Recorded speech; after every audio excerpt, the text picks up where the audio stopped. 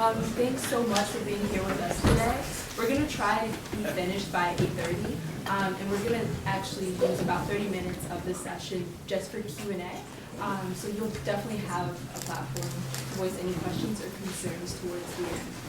So again, good evening and welcome, and thank you for being with us today. My name is Sojourner Ahébée. I'm a sophomore studying African and African diaspora literature, and I'd like to welcome you to tonight's roundtable discussion on what is intellectual history and why does it matter? So this evening, with the participation of Professors Aishwary Kumar, Robert Harrison, and Russell Berman, we will discuss some important questions raised about South Asia, intellectual history, and the state of Stanford's liberal education, especially as this relates to the tenure denial of Professor Aishwary Kumar, one of Stanford's most beloved and transformative intellectual historians. Tonight, we are not here solely for our love of ideas and our commitment to the study of ideas. That's a given. We are here because we believe the intellectual and institutional space for such work with ideas has been shrinking, which is to say the ways in which we engage with scholarship and traditions is being systematically undermined. Ideas belonging to specific traditions, ideas that move and work to cut across traditions above all, are especially affected by this shrinking of space. So what does Professor Kumar's vision of intellectual history actually look like in practice, and why is it so important for a liberal education? Well, this year, for example, I'm in a class with Professor Allison Hobbs in the History Department entitled African American Women's Lives. We spent a great portion of the class talking about Ida B. Wells, an African American activist of the 19th century who would become one of the preeminent voices surrounding lynch law in the American South. Wells was writing at the height of racial violence and lynching of black bodies. Many of the black men who were the victims of this violence were often accused of raping white women, though these accusations lacked validity and truth. Furthermore, white lynch mobs of the period justified their actions by imagining black men as uncivilized savages and rapists who lacked bodily control. They further imagined their lynchings as restrained, organized, and civilized gatherings meant to suppress black male savagery. Ida B. Wells, with her journalism, would use prevailing Victorian notions of white manhood, which stressed sexual restraint and control of one's body as the standard for manliness and civilization. And she'd invert the nation's idea of who was indeed civilized and who was not. Furthermore, while working within the Victorian framework of manliness, she shed light on the lynch mob's brutal and violent qualities, depicting them as vile, unrestrained, cowardly, and by extension, uncivilized. In her writing, she even cites the epidemic prevalence of white men raping black women at the time, further uncovering their uncontrolled sexual lust. If we were only to study and understand Wells as an American thinker, we would miss out on the richness of her thought, as well as the radical power of ideas and their capacity to travel. Here is a woman who manipulates a British framework of civilization to create an anti-racist, anti-lynching politics for black bodies in America, which further worked to render white American men as uncivilized. What was once used to justify the hanging and burning of black men from trees actually betrays white America. This betrayal happens when ideas travel, and this traveling of ideas makes possible a language that values, advocates for, and protects the lives and bodies of black peoples.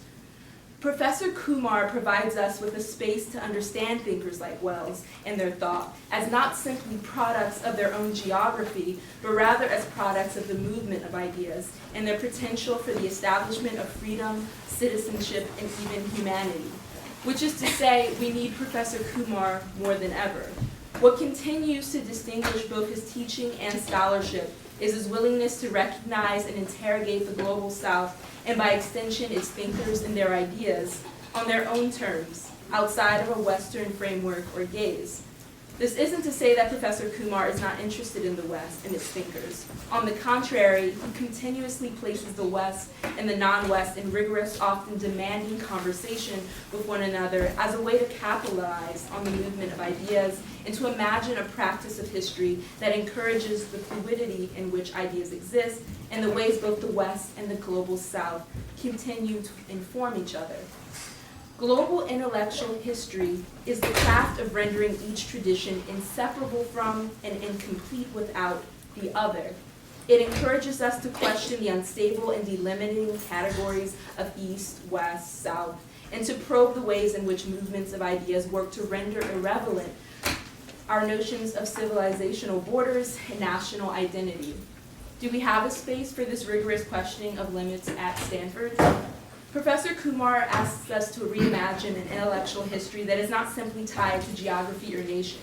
It barely needs to be emphasized that questions of citizenship and freedom are wholly dependent on this kind of transnational and planetary conversation Professor Kumar wants to inscribe at the very heart of our moral, political, and disciplinary practice. Under these conditions, his tenure denial can only be a reflection of systematic discrimination against intellectual traditions, and dare we say, a certain kind of intellectual history itself. Though Stanford prides itself on its commitment to area studies cannot and must not be mistaken for intellectual history. South Asia, as a source for moral, philosophical, and political thought, cannot be justly and completely understood through lenses like religion or art alone. And the same can be said for Europe and the West, but rarely is the non-West treated with the same equality of engagement. And when we are concerned only with South Asia area studies, we miss the distinction between representational diversity and decolonization. Mere representation is not enough.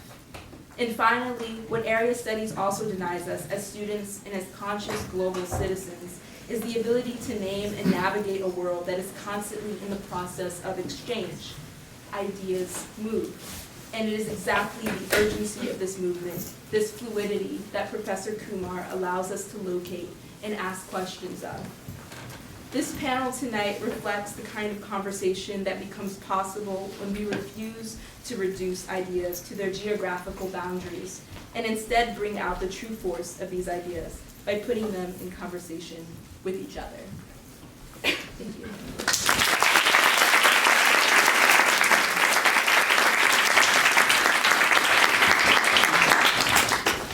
Good evening. Thanks for coming. My name is Robert Harris, and I have been assigned, or kind of self-assigned, to be somewhat of a moderator for this evening.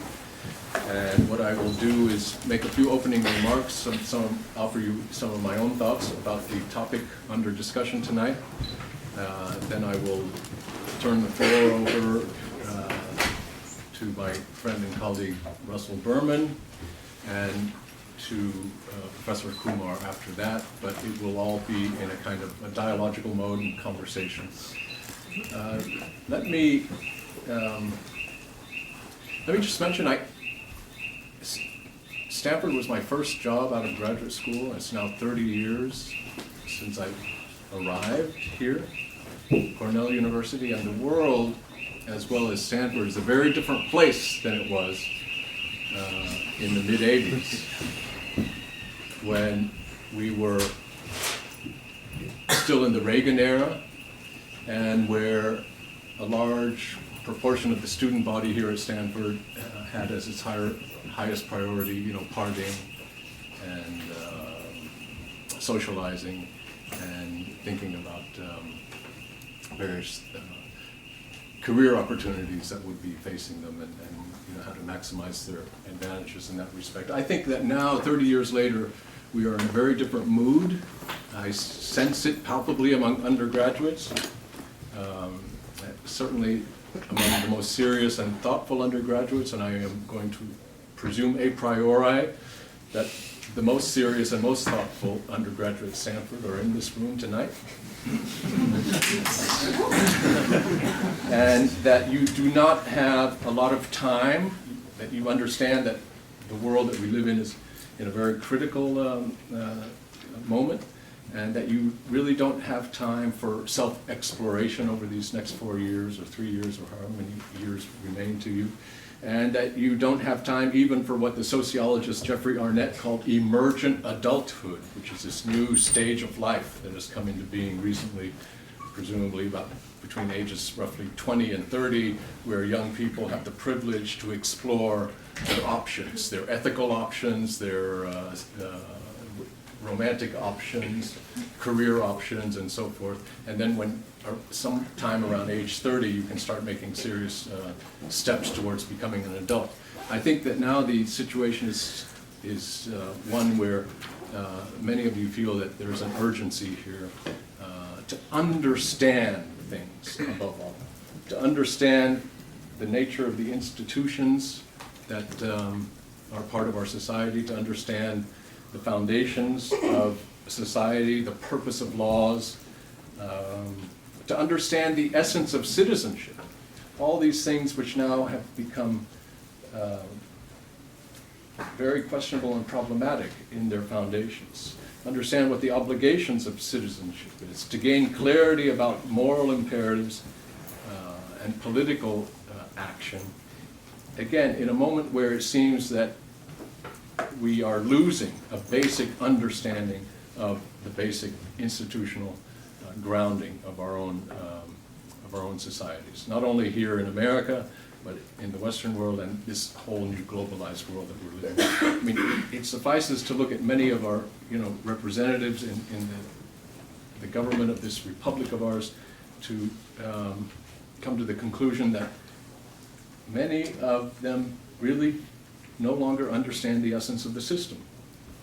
And here I'm focusing on the role that understanding plays in our social, ethical, and political lives, and the role that understanding in a deep way plays when it comes to the choices that you have to make as individuals as well as citizens in an increasingly global world that we live in. Let me propose an analogy for intellectual history. If I want to find out who you are, it helps to know how old you are and to know where you're from, where you grew up. It helps for me to know what your socioeconomic background is, what class you belong to, what ethnicity you have in your background, your political leanings, your sexual orientation, and so forth. But if I really want to know who you are, I have to understand how you think. No? I need to learn how you see the world, and that means more than just knowing what your opinions are. It means understanding why you hold certain opinions rather than others. And that means that I have to find a way to enter into the world of your thought, or your thought process. You know? And I use this as an analogy because I believe that the same thing goes for a society or civilization, namely that it's not enough to know a society's empirical history, or social history, or economic history, or art history, but that one of the most important things is to come to understand how that society, nation, or civilization thinks in general, and thinks of itself in particular. And for that, one has to engage in a certain version of intellectual history. And this amounts to saying that area studies falls, from my point of view, very short of the goal or ideal of what has been called the global education in this context. We need a form of history that gets inside the thought of those who do the thinking in a given society or culture. And that's where I think that the questions that the students have raised for this colloquium are absolutely crucial to what is the vocation of a university, and in particular what is the vocation of Stanford University, and what degree of commitment is there to this very difficult track in history, which is to understand the deep thinking of our own culture on the one hand, but above all of other cultures on the other, and what are the channels of communication between them. I believe that modern nations or let's say nations in the modern world, are not founded on power or authority or on tradition as much as they are founded on thought.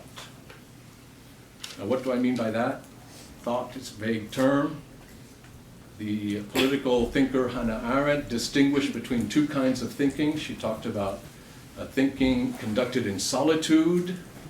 That's what happens in my head when I'm alone and thinking to myself. But there's another thinking that is a dialogue of thought with others.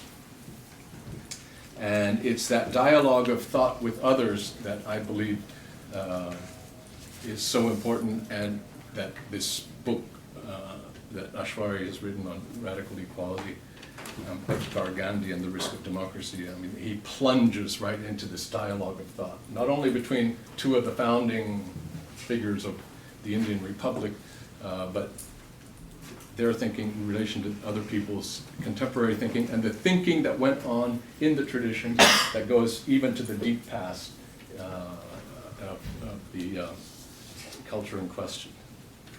Martin Heidegger, the German philosopher, he had his own notion of thinking.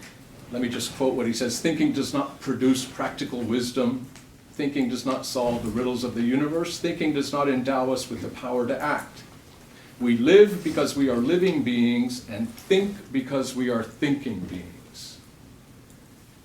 Therefore, for Heidegger, thinking is natural to us as humans because we are, as a species, of thinking beings. From one point of view, I endorse this notion of thinking.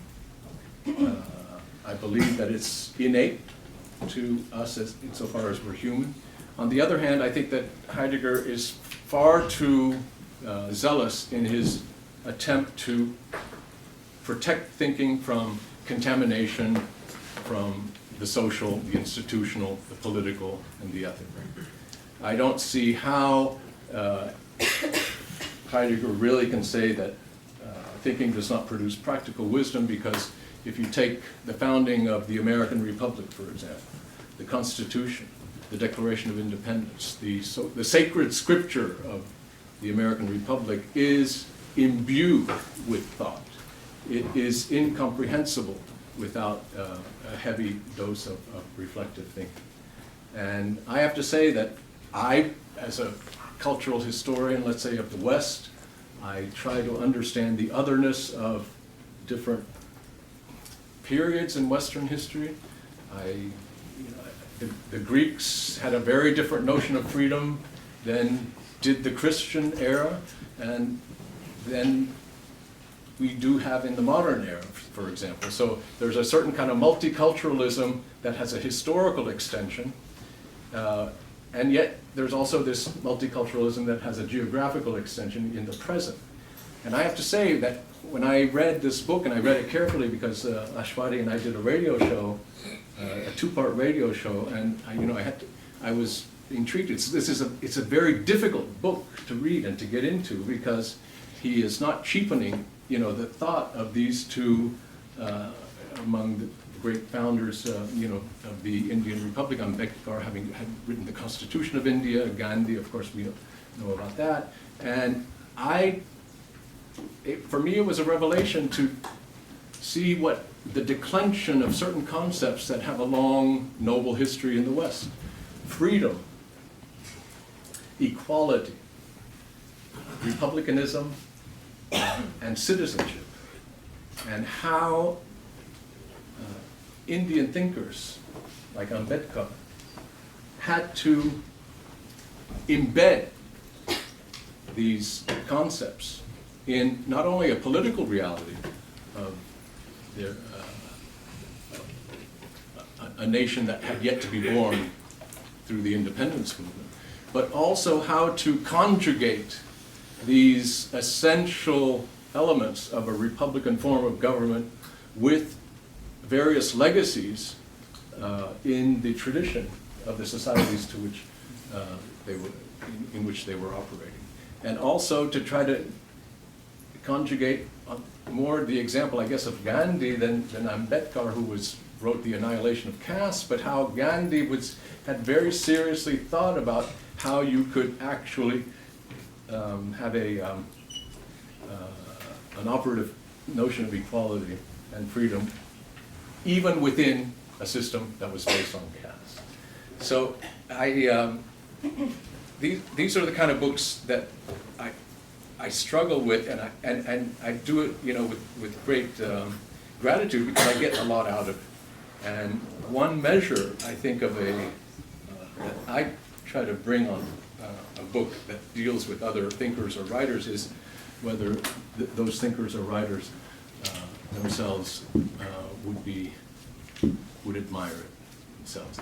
And I have very little doubt that Ambedkar, for one, and probably Gandhi, although I'm less sure about Gandhi, but probably Gandhi as well, would find this a really fundamental book. So those are my opening remarks. I want to invite Russell Berman to share his thoughts with us about intellectual history and related issues. Okay, thanks, Robert. Thanks to the organizers for having invited me to this evening, which is clearly a strong testimony to Professor Kumar, but also a strong testimony to Stanford, I think, largely undergraduate interest in ideas. And as a faculty member, I find the evening really gratifying and reassuring. Stanford sometimes gets very different press. Get rich you. That's not what this evening is about. That's a good thing. I've tried to focus some thoughts about how to talk about intellectual history. One way to think about intellectual history, of course, is an institutional way, and that is it's a subfield within the discipline of history, which is owned by the Department of History, just like other departments own different disciplines. And that's one way to think about the life of the university, not the most exhilarating way to think about the life of the university, but it's indeed the way in universities and institutions work. We have departments characterized by specialization and subfields, and one subfield within history is intellectual history. But I think that designation, intellectual history, has a much broader reach, a broader scope. It's really about thought, human thought, pick up on Sojourner's comment, really independent of geography, not limited by geography. I'm going to come back to that again and again.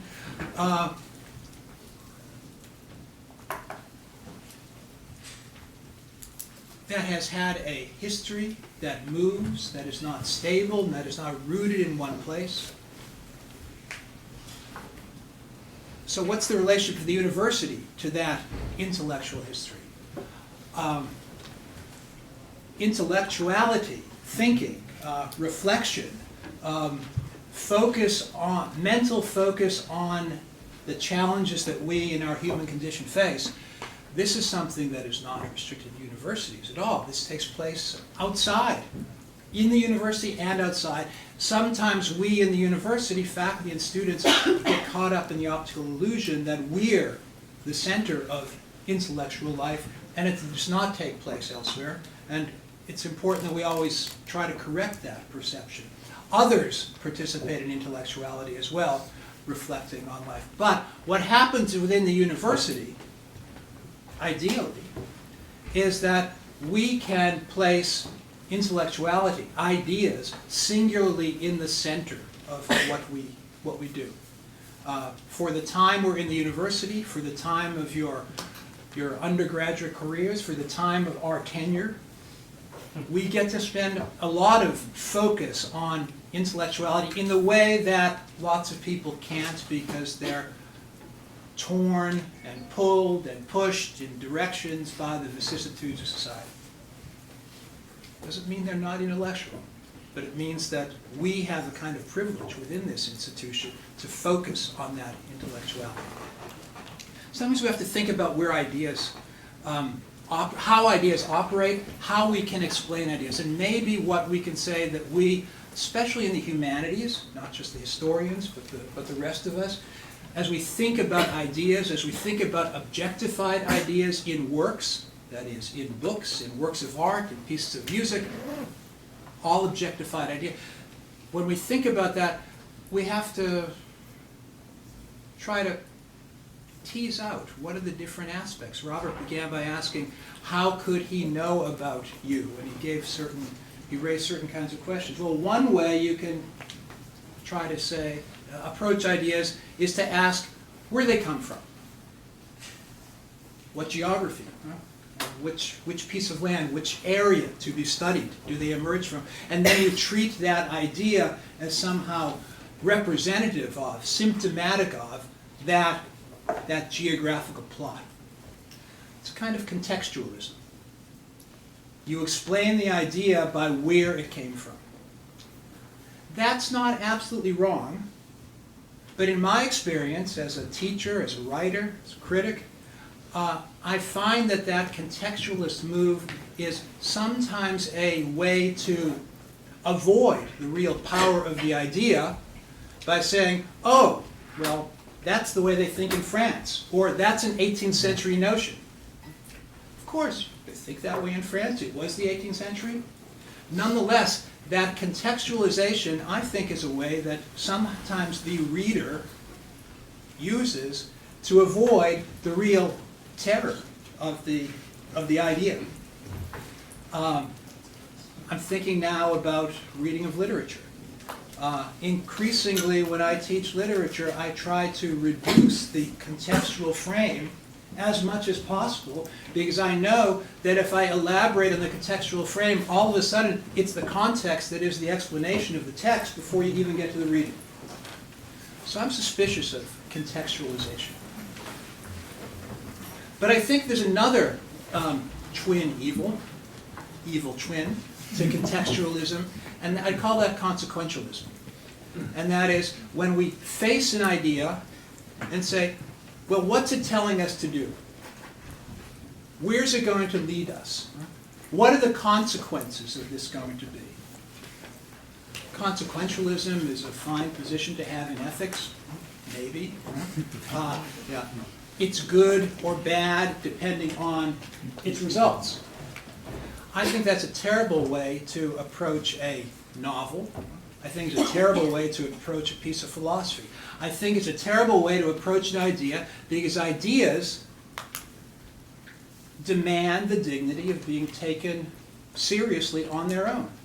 And you have to plunge into those ideas and not worry about where they came from or where they're going, but what their autonomous quality is. There's an activist position, Marx, 11th thesis on Feuerbach. Philosophers have only interpreted the world. The point, however, is to change it. I think that's an actually deeply conservative position in a negative sense, right? Because what it does is tell you, don't think about this idea any further. Figure out what you want to do. That's the mantra of applied scholarship. That's the mantra of don't spend your time thinking here, worry about your job.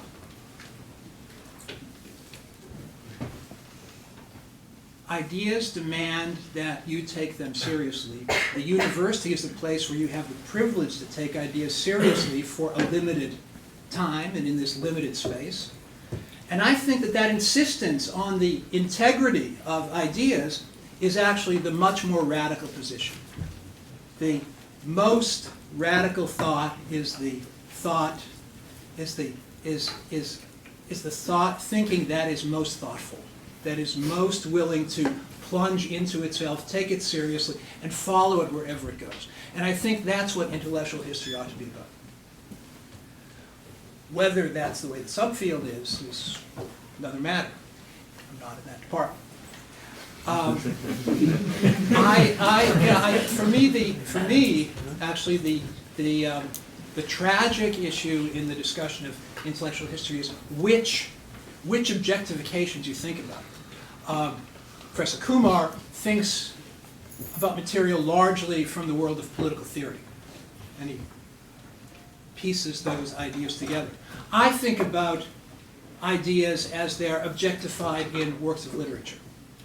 I think that works of literature and works of political theory have in common that they reference specific geographies, but by definition always try to transcend them. And if you don't recognize how ideas transcend their notional point of origin, then you really haven't grasped the idea character of their ideas. Then you're just reading the license plates of the location. But ideas aren't just a license plate. They can move, they can drive, they can go around the world. And the intellectual historian traces that mobility.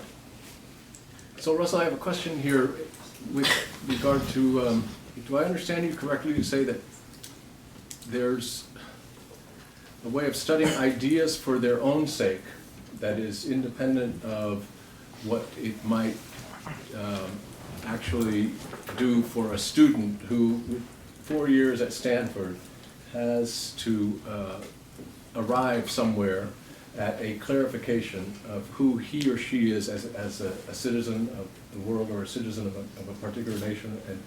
And is there a way in which the history of ideas can also have, if not a pragmatic function in terms of clarification for a student, at least lead to a kind of heightened awareness about what it means to be in the world today under these present conditions, rather than just revisiting the history of ideas independently of our thrownness into this particular historical moment that we live in? I think ideas have a validity of their own, that studying ideas for their own sake is perfectly legitimate, indeed edifying. Indeed, studying ideas for their own sake is probably the best way to achieve that self-clarification that you reference, rather than short-circuiting the pursuit of self-clarification by focusing on immediate circumstances, on one's reified geography, and thinking because that taken to the extreme would just be job training. What you want to do is hone the history of ideas is not just the ancient history of thought's thought, but the history of ideas is the history of your thinking of them. And therefore, pursuing them for their own sake is pursuing them for your sake too. Yeah, I agree. I agree with that, but I would want to also insist on this, I suppose, phenomenological assumption that thinking, even the history of ideas, is always taking place in a situation. We are always situated when we do think. And that that situatedness is the mark of our historicity, belonging to our own particular time. And it's from that situation that we can engage in a history of ideas along the lines that you're suggesting, for their own sake. But we know that because our being in the world is situated as such, that there will always be a way in which whatever one visits, and I think that we're agreeing on that. We can talk about Greek thought or Roman thought or medieval Christian thought, but it always has a reference to not our geographical situation as such, but our own historical situation. That's where we start, but I think that thinking is always about surpassing one's situation and exploding it. And I'm eager to hear from Professor Kumar.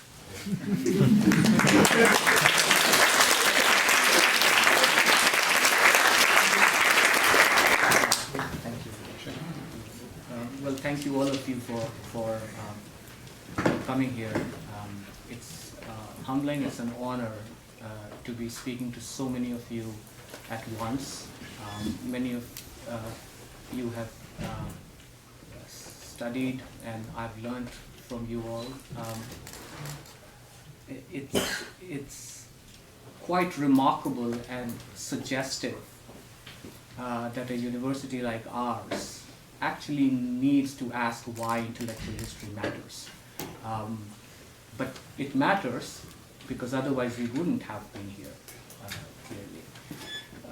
Why do ideas matter on their own terms, apart from their geographical context or their political metrics? When I was listening to Robert and Russell, one of the things that came to my mind was Gandhi. As Robert just said, he wouldn't take kindly to many of the critiques I have of him in the book.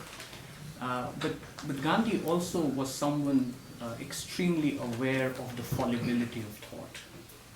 The idea that we can fail led Gandhi into very strong conviction that we ought to fail sometimes in order for us to embrace the uncertain, in order for us to take the risk that truly an ethical and political life demands. That our political and ethical thought is not a testimony to our certitude, but to our commitment to risk and contingency. In 1930, when he launched his second civil disobedience movement against the British in India, Gandhi had a dream. And he said, I'll just walk to the coast and produce a pinch of salt on the coast, and that's it. And the major political party, the Indian National Congress, which eventually became the model for the African National Congress, their officials were aghast. And they said, you have not mounted a movement against this empire for the last decade.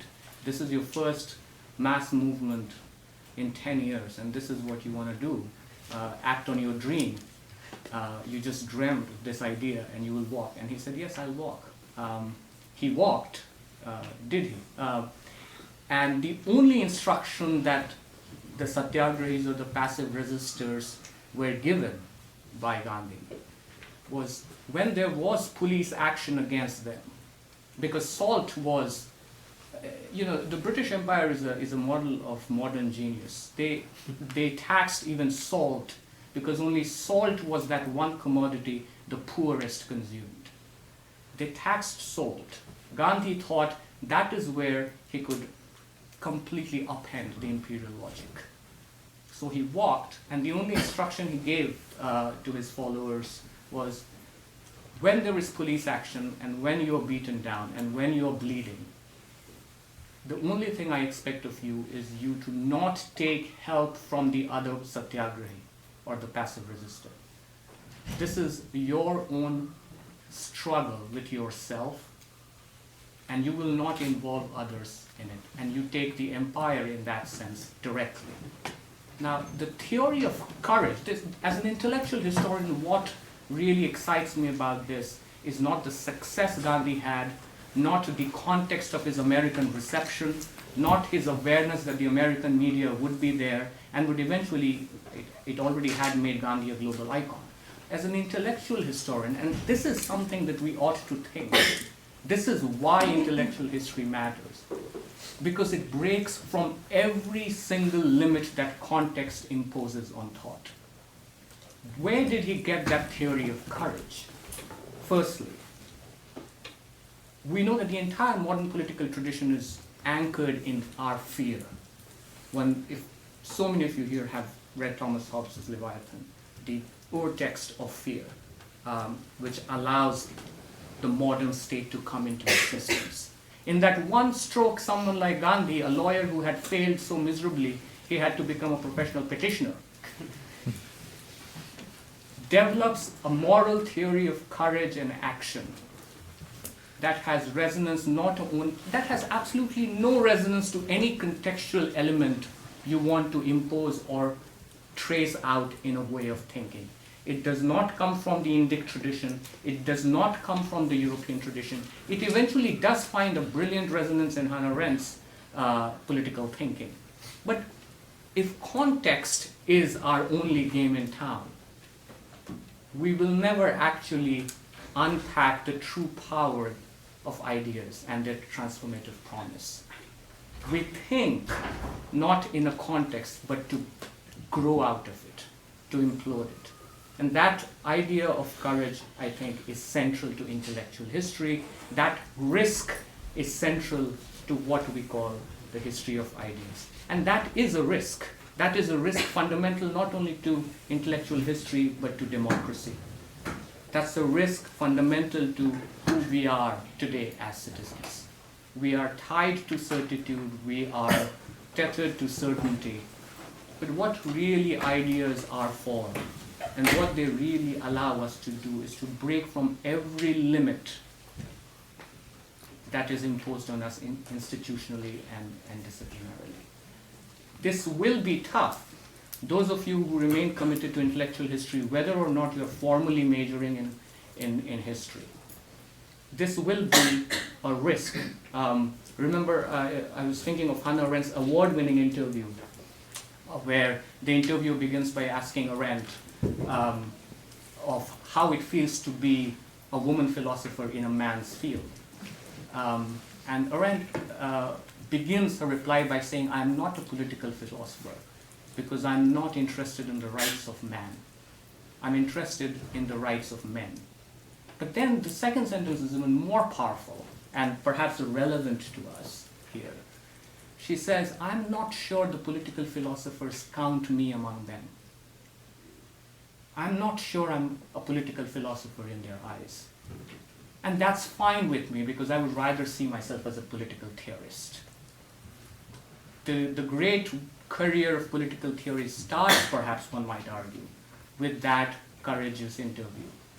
A woman who dares to be a philosopher in a highly masculine field and remains today for us perhaps one of the greatest thinkers of the political of the last century.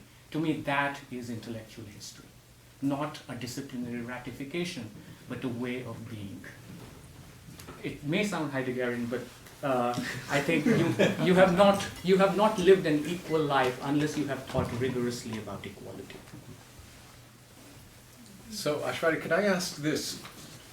You talked about thought breaking the limits, going beyond the limits, exploding the limits. But at the same time, you make a strong case in your book for the vision of Gandhi, as well as Ambedkar, of an acknowledgement of the essential limitedness of our finitude and our mortality. And a kind of essential, I don't want to use the word weakness, but it's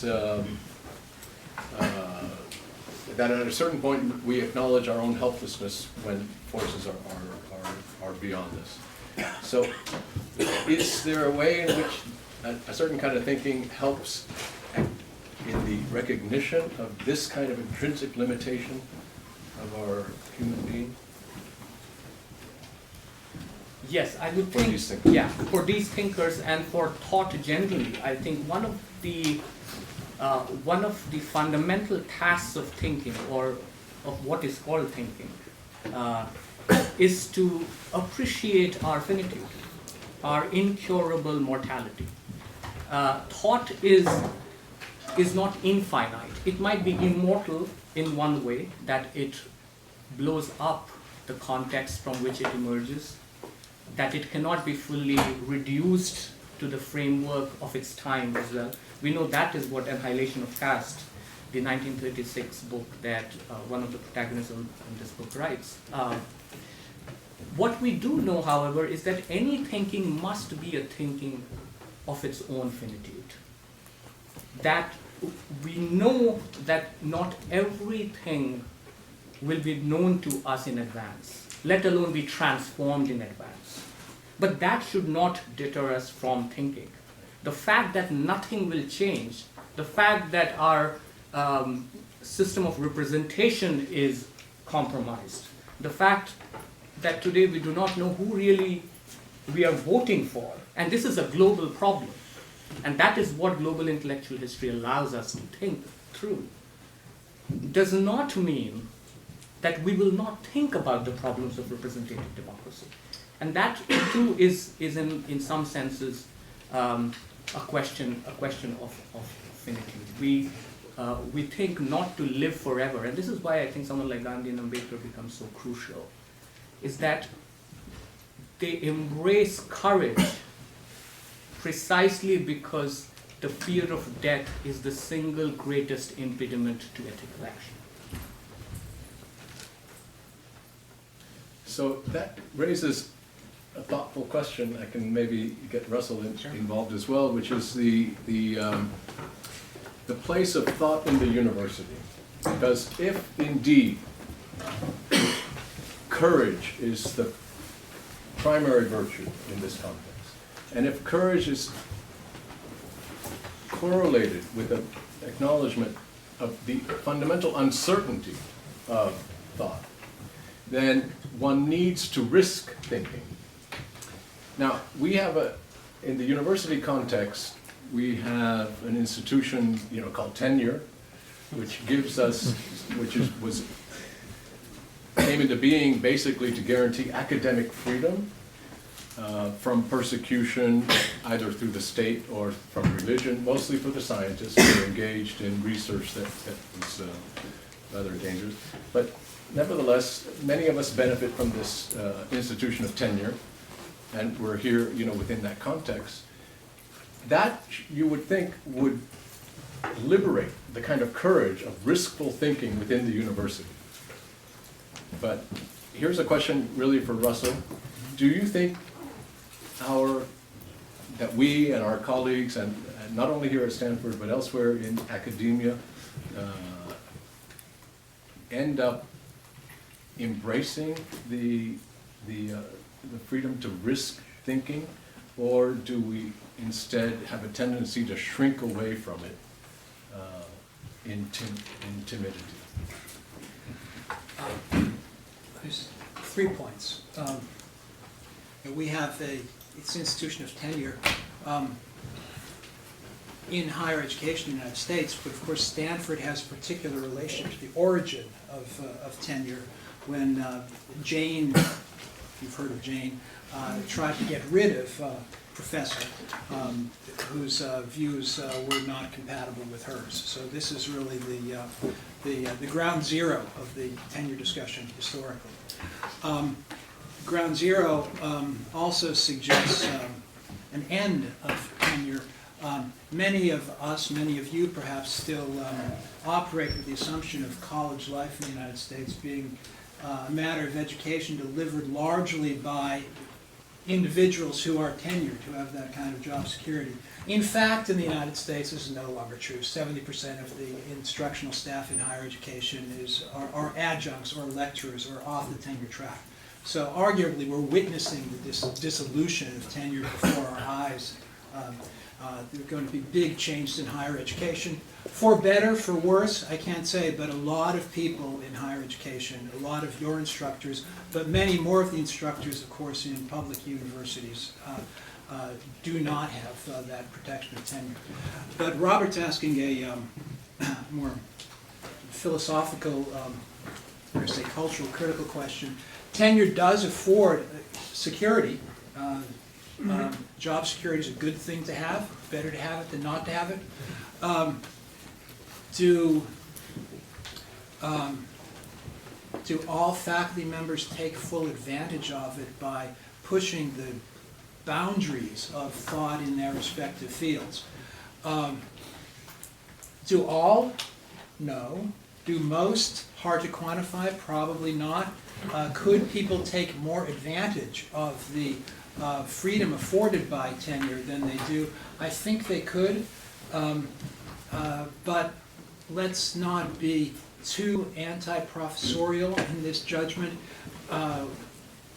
by suggesting that it's only professors who are prone to behave in conventional ways. Talked about intellectuality throughout our society, but there's also a good deal of conventionalism, just a repetition of existing life patterns that goes on. Professors do it as well, so we shouldn't be that surprised if there's a certain kind of repetitive behavior. The problem, though, is that tenured faculty do have that job security that could protect them were they to take risks that they often don't take. And how do you see, this is for the case in point, how does a younger, untenured scholar often get reacted to it if that scholar is taking risks within, you know, the discipline that he or she is involved in a way that goes maybe against certain orthodoxies and dogmas of a discipline. So we've been talking, all three of us, about context and how we're trying to dethrone context as what we're all about when we're thinking about intellectual history and so forth.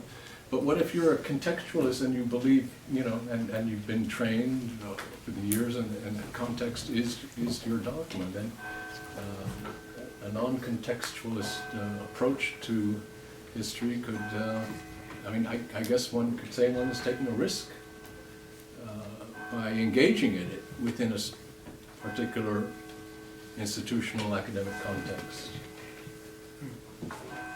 You used a word very briefly there, and that was dogma. And I think the point is that you just shouldn't be dogmatic, that you should, everywhere, but certainly in an institution that is committed to ideas, there shouldn't be dogmatic barriers. Aishwary? I would have to agree with that. There shouldn't be, and one disciplinary point that I might make, if I'm allowed, by the historians is in the crowd, is that the debate on context has had a very long trajectory and life within disciplinary history itself. There is a very sustained argument between intellectual historians working within the discipline of history and outside about whether context is at all capable of giving us an adequate framework to understand the power of ideas. Do we not actually end up prioritizing, and Russell was mentioned this as well, prioritizing the moment and the origin of idea as opposed to its rebellious character? Right. And that is where I think contextualism, or contextualism that is not aware of its finitude and limit, is dogmatic. And in that sense, it's a word that should be used more sparingly than it's used even by its champions. The first thing you often get is, oh, so what's the context? I think they are doing a lot of disservice to the concept of context. Context itself, in a philosophical sense, has a context. It emerges at a particular time when certain histories of political thought get consolidated within academic institutions, first in Europe and then in the United States. In fact, in the United States, this is what is quite ironic. Context comes rather late. The post-war, or perhaps the interwar intellectual history tradition in this country, exemplified by the likes of Arthur Lovejoy, had no time for context. For them, it was ideas, really, that mattered. And while we cannot go back to that purist idea of intellectual history either, the verdict on contextualism has not yet been decisively given. And it's our task as those of us who work with ideas to actually push the norms or push the arguments that behave as if they were already norms. But if I can just add, this is not just a historians or intellectual historians discussion about context.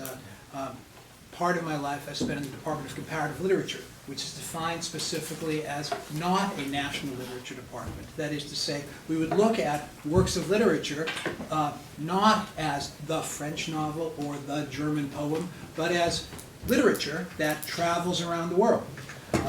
The anti-contextual argument would be that if the work of literature were exclusively or primarily even defined in terms of its point of production, its contextuality, then the only way to understand Kafka would be if you're interested in turn-of-the-century Prague.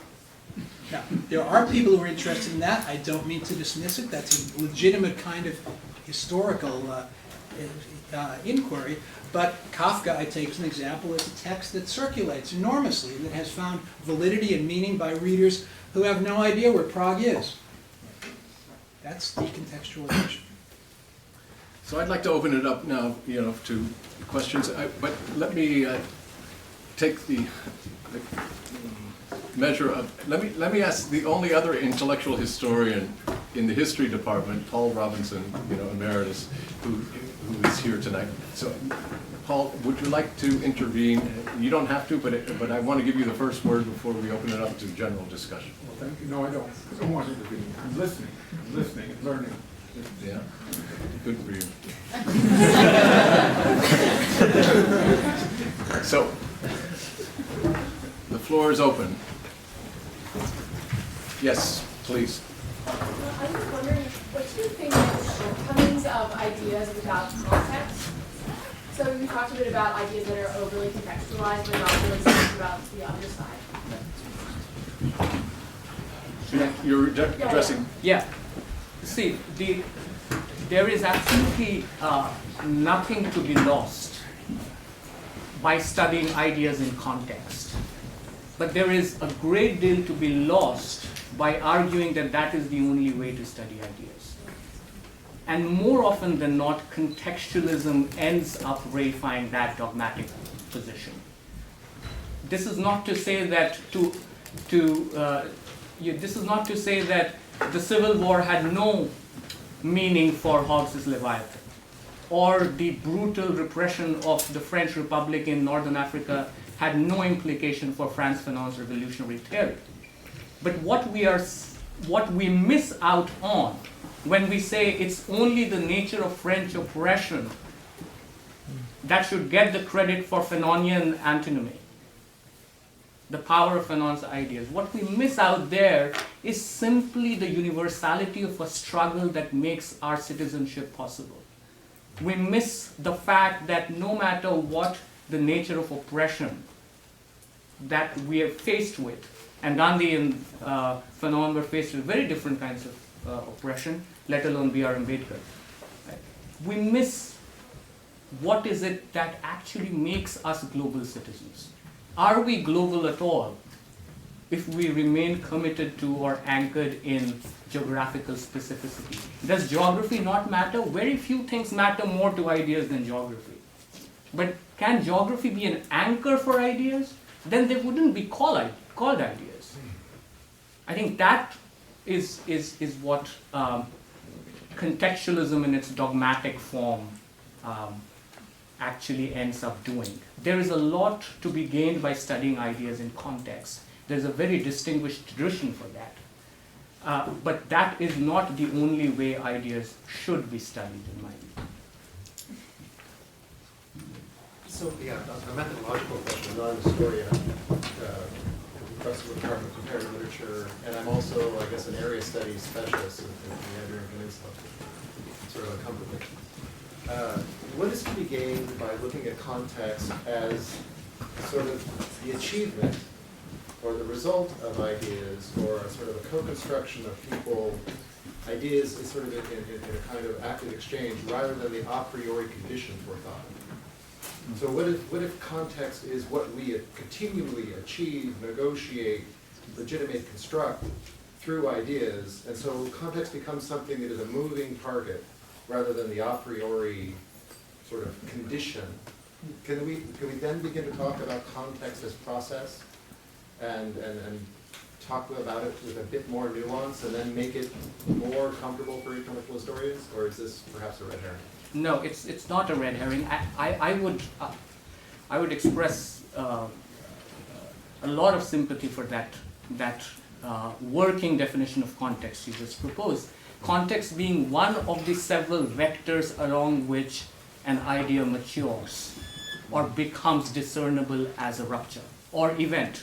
Many of the texts I work with actually had no tangible audience when they came into existence. How do you do a history of texts in a context where actually their audiences did not actually exist. Can you write a reception history of these texts? You can, but can you write the history as if they had a starting point? That is where I think contextualism becomes delimiting. And I'm not saying it's irrelevant. There have been the great many texts of the anti-colonial tradition of the last century that were proscribed the moment they landed. Gandhi's masterwork, Hind Swaraj, 1909, was actually confiscated by the British government before it became available for circulation in Bombay. The magic of that text is nobody read it.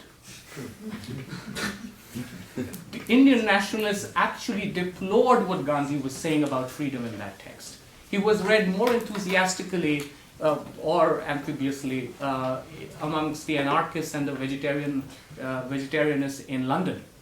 That is where his audience was. If we were to say and read these texts as nationalist, there is no nationalism before Hind Swaraj makes it possible to imagine one.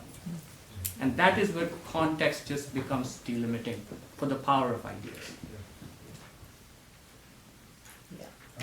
I'm interested in thinking about the way that debates on campus happen, trying to ground what we've talked about. This year people have become fired up about their claim to where ideas came from. So let's take the debate on Western civilization versus not. What is the problem with the way that people today argue on both sides, right? I mean, Western Civ, the whole debate around it, provoked like very sort of angry emotions from both sides and dogmatic claims. How can Stanford students think about intellectual history in the way that they actually frame these debates on both sides, so that debates on campus are not shouting matches of my truth versus your truth, and are actually discussions about intellectual history? I think it's especially important because I've been very sort of frustrated historically, or at least the last couple of years, 5 years. So if you were to take the Western Civ case as one example, how would we think about it in the case of Stanford today? Maybe, I'll take a stab at that. Yeah. I mean, there was the call for Western Civ, or Western Core, I guess, earlier this year. Yeah. But and that produced a lot of controversy, but I hear that in the context of longer history at Stanford, goes back to the Western culture debates of decades ago. My sense, which is when Stanford lost a unified core, and I would distinguish between these two characteristics, a specifically Western curriculum and separately from that, a unified core. Actually, I'd even distinguish between unified and core. But my point is that while the lore about the collapse of Western culture at Stanford often treats that as part of the politicized, ideological culture wars of the 80s, to which Robert referred to earlier. My sense is that actually something else was going on, or at least something else was also going on, and that was a shift from a mode of pedagogy that was comfortable with telling big stories to a hyper-specialization in the faculty, where individual faculty were much less prone to make big claims because they didn't want to take the risk of going outside of their specialty. And I don't particularly support the the Stanford Review's call for Western Core. But what I heard really on both sides of that debate was a very strong desire for certain kinds of courses that address big ideas that are important to people's lives. Doesn't just mean contemporary stuff, it means historical stuff and contemporary stuff. But big ideas that aren't weirdly particular, that aren't idiosyncratically minor, but that have a core character. That's separate from, do we require this and how many units and does it count for, I don't care about any of that stuff. But what I do care is that there was this clear, I think, a clear expression of desire by a lot of students across a big political spectrum for a curriculum that would grapple with big stuff that is separate from academic specialization.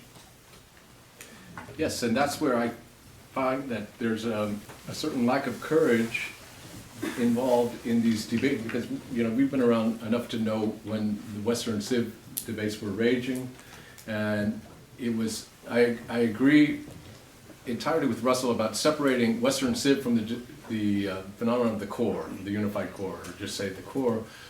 The great thing about a core was that every freshman at Stanford was reading the same book in the same week all across campus, and that in every dormitory, on every dinner or lunch, you could discuss whatever it was. It didn't matter whether it was Western Civ curriculum, or, I mean, it was at the time, but it was this idea that you were enabling an exchange of ideas among students who were all reading the same material at the same time. That is something that got thrown out with the bathwater. That was, I think, a big loss. And I think it's exactly for the reasons that Russell also mentioned, which is that what did not take its place is any grand narrative, because in the meantime, the disciplines have become much more specialized, faculty has become much more specialized, and in the humanities, where at least, I believe that if you're going to be a humanist, that you should be able to teach almost anything that falls under the rubric of the humanities, whether it's in ideas or literature or ancient culture, that there's a resistance to taking the risk of teaching something that you don't feel that you don't have a complete mastery over as a professor. And that, I think, is a shame, because I think it would be perfectly fine if, for example, you would replace thinking matters, or just say you spend your whole year reading the plays of Shakespeare. There is nothing that you cannot talk about by reading the corpus of Shakespeare.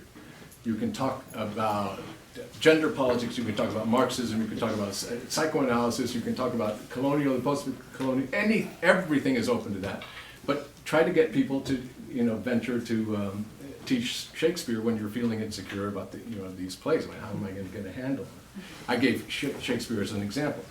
What I had proposed years ago is that abolish all let's just have a common core of ancient civilizations. Give a sense that there's Indian civilization, Chinese, the Persians.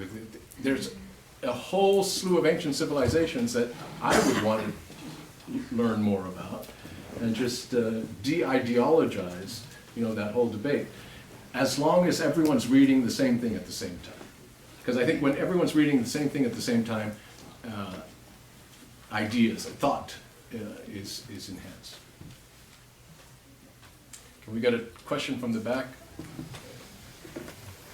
Yes, go ahead.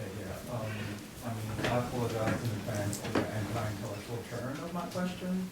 That may be because I studied business before coming here. And then I think, to paraphrase or maybe to bastardize Marx, I think there's time to think and there's a time to act, right? And I think as much as we're here because we're drawn to the beauty and power of ideas, I think we're here for you, Professor Kumar, right? The person of you.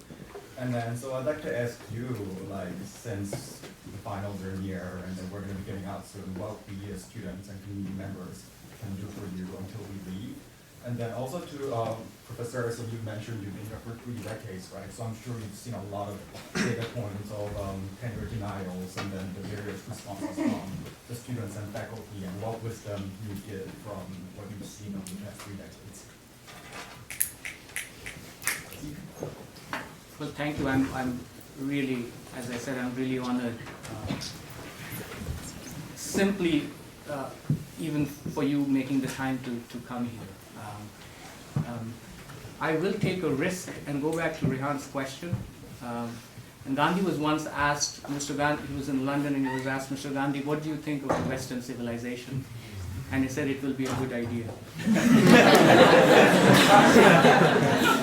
This is from the man who read almost every single text in the Western tradition, from Plato, whom he translated into Gujarati, his native language, down to William James, right? What that critique hides And this is the kind of responsibility, intellectual responsibility, that must be at the heart of our discipline, of our craft, is that before we launch into polemical broadsides and cultural wars that are really post-dated now, we need to responsibly approach the very category of tradition and civilization. That there are traditions now that cannot be understood in their insularity or isolation. That they are, as Sojourner very rightly said, the very idea of tradition makes it inseparable from and incomplete without other traditions and cultures. To mount a critique of Western civilization, even as a core curriculum, to me, and again I'm taking a risk, to me sounds like an easy way out. Nobody gains anything with that polemical critique. What we do need is a place for a radical equality in which traditions can be approached on their own terms, equally and with equal freedom. That takes it forward.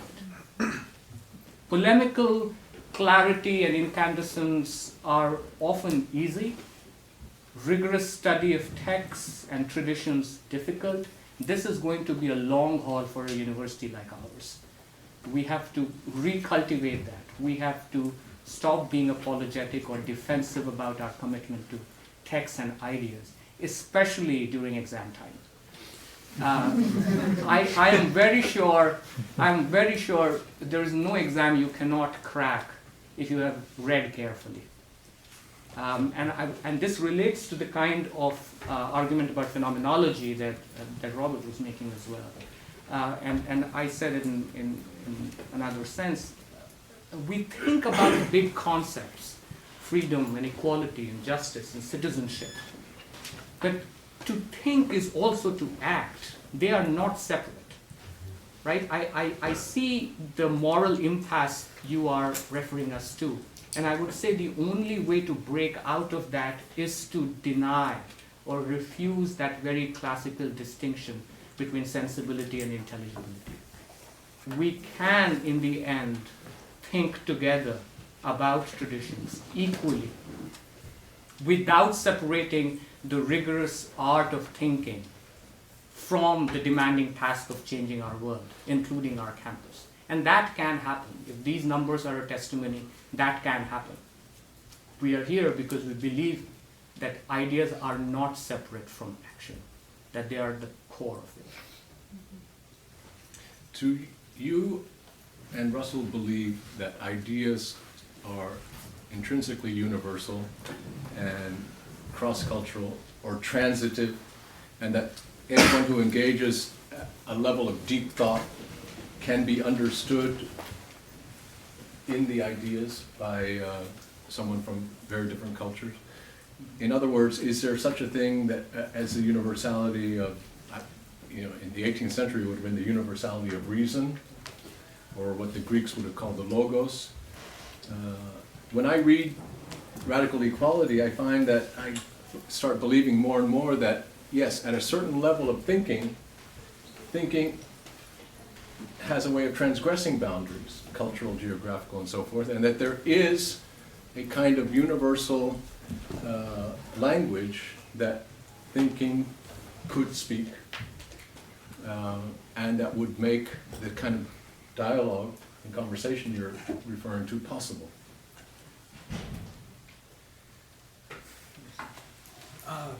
Yes. I mean, clearly, there are many different languages. Right? And to read texts, there's an advantage to be able to read them in the original, which means you should learn languages. But you should also learn languages for their own sake, because learning languages makes you smarter. My point is, though, that, of course, ideas are going to have their particular flavor, their particular location. They do exist in a geography, but they're not rooted in that geography. They're not tethered to that geography. And when you get to be good enough reader, yeah, I think that all ideas are ultimately universalizable. But it takes a while to get there. Right. Good enough. I had a because I'm trying to understand what is the scandal here. But, so it seems to me what your argument is for a shift in perspective so that we're not thinking so much ideas are rooted in a context or generated by a particular geographical location, a particular language, a particular culture, a particular religion, a context in that sense. But that these are ideas that are generated in spite of the context, right? If you're coming from an Arendtian perspective, that there's an inherent mentality in human thinking that sometimes, in some places, thinkers can transcend their context. And so in order to understand that transcendence, or that in spite of, one needs to have an understanding also of the historical situation, right? And I don't think, I mean, I'm trying to figure out, because I don't think your book is arguing, I mean, you're dealing with the historical situation as well as the idea. So is that there's somehow, that maybe not universal, but ideas are more cosmopolitan. Context can become provincial, can become restricted, confining, but that an idea can break free. Not all ideas, I think. I think some ideas are completely provincial. And, is that, Yeah. am I understanding correctly? Yeah, no, absolutely. And I think, to use the word that you used rather powerfully, the scandal here is not that, It's a bold statement, but no, I take it, is not that there are ideas that transcend their geography, Yeah. which to us, to those of us here who work with the Western tradition, know is fairly obvious. The question that makes it scandalous is whether all traditions are given that freedom to transcend their context. That is the real question. The real question is not whether Nietzsche had gone completely mad and still produced the founding text of the Western tradition, so to speak, or that Hegel had a child from his landlord's wife, and that affected phenomenology of spirit. I'm thinking of Franz Fanon and absolutely. Baker. I mean, that's Yeah, the real test of the two. that Madness is, and... so what I'm saying, if those factoids do not become impediments or even contextual details or embellishments to my reading, even my reading of phenomenology of spirit. Mm-hmm. But if you were to do that same thing to Hind Swaraj or Annihilation of Caste, the question comes to you about who is this guy? It's the burden of biography that falls very unequally worldwide. And that's the scandal. Right? Eva. Professor Kumar, what are you doing in history department? This is not the place for you. You don't know that historians are people without imagination. They are very reductive, and the history is right now blocking our knowledge about human being and what is going on in the world. This is a little digression. I'm a historian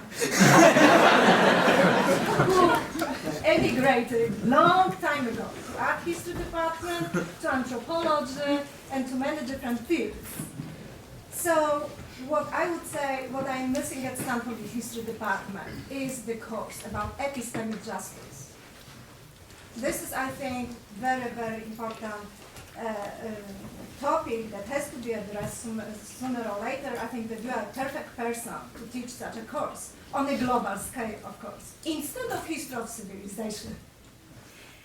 But you ask what Professor Kumar what you could do from Professor Kumar. I think if you would answer this question, it would only say that you fail with your teaching, because you are a deeply ethical person. You students of Professor Kumar, you should know what to do without asking him.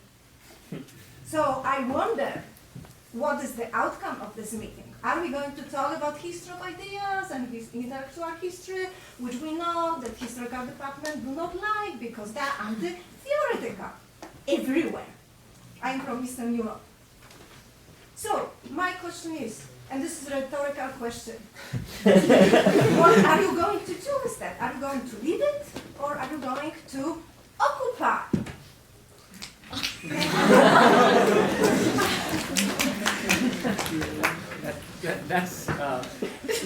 that is where, we are often told, and this is something that comes from our materials we all teach, that there is a very powerful, almost insurmountable distinction between realism and idealism.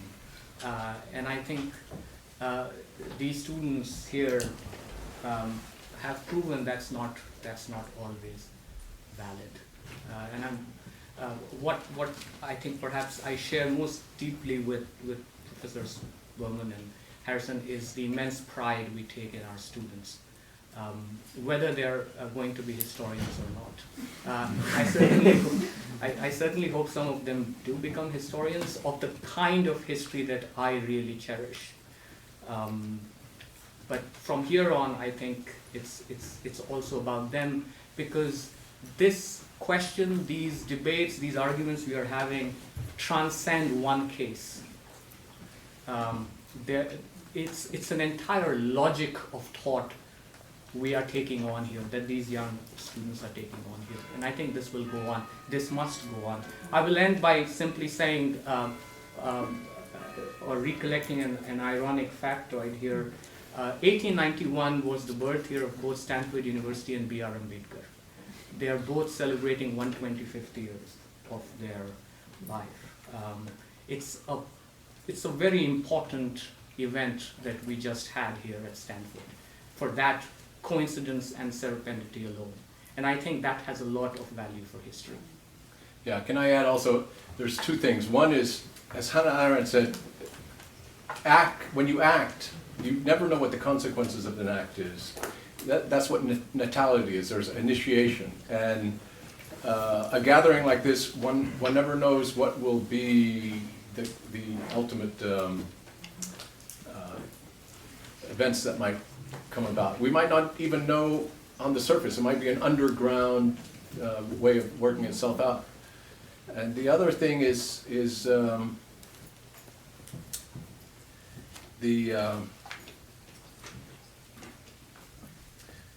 well, it's a revelation, I think, to many of us,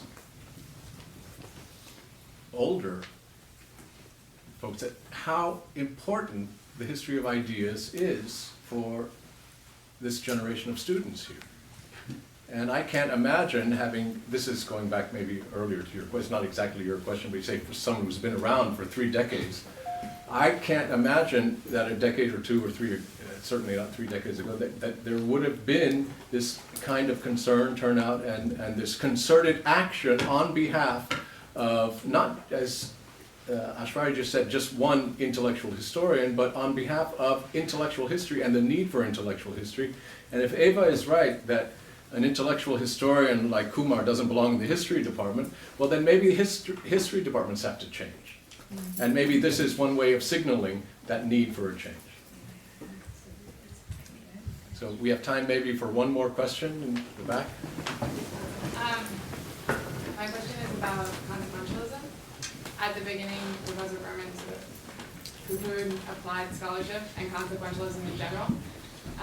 But to me, what we're doing right here is applied scholarship, right? We're coming outside of the class for ideas that we value over other ideas. And so my question is for Professor Kumar and yourself. And if you'd like to add, where, as a student, where should I put consequentialist critique? You know, how should I think about continuing to privilege ideas that have been used for violence throughout the ages and not other ideas, right? And how do I think about, I mean, does my education exist in a moral vacuum? Does academia exist in a moral vacuum?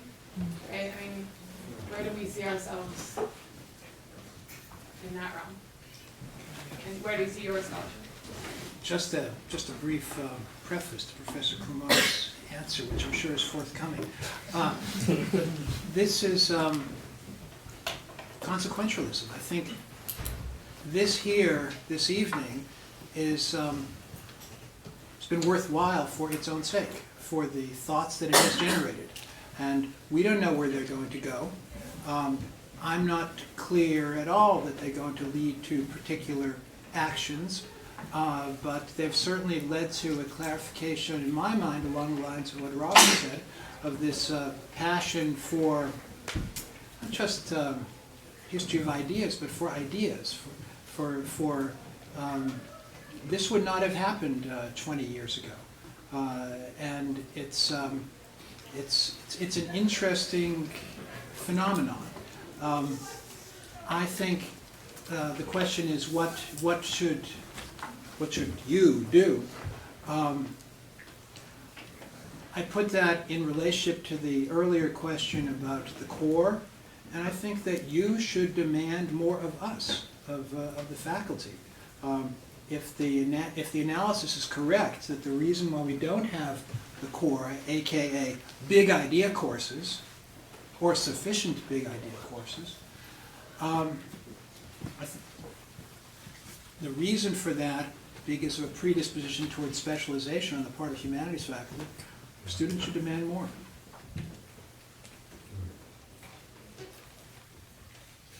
About consequences.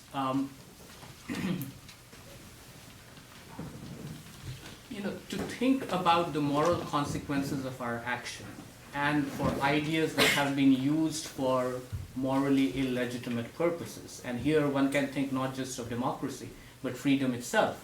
Apparently we are busy bringing freedom to most people on the planet. That is not the freedom that you are working with. The easy way out, again, for us to take is to relinquish these classical ideas just because their modern perversions are distasteful. That is a real critique of consequentialism. That you stay committed to those ideas that you think are ethically salient still, that there is a lot of fuel and energy in them, despite everything that has gone past. And not let the fear of consequences. This is ultimately the most important point here this evening.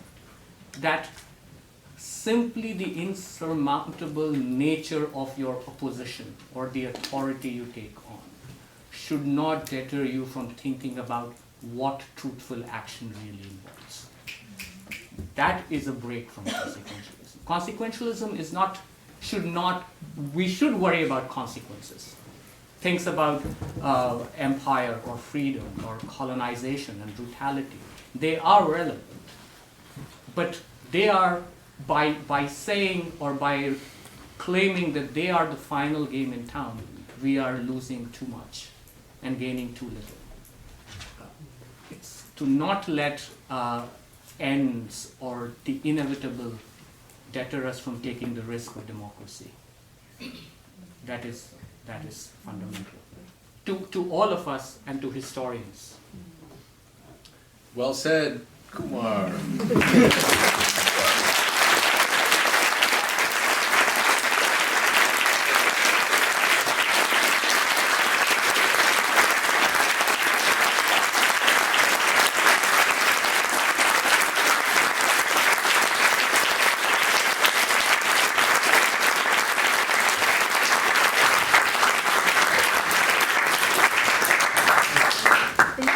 For being here with us today. Thank you to our panelists for your time. If you're interested in signing the petition, this is the link. And if you have any other questions, if you want to talk to students who've been involved, we're going to be around and some of the professors. Just thank you so much for being willing to be in this space and to have this conversation. Thank you.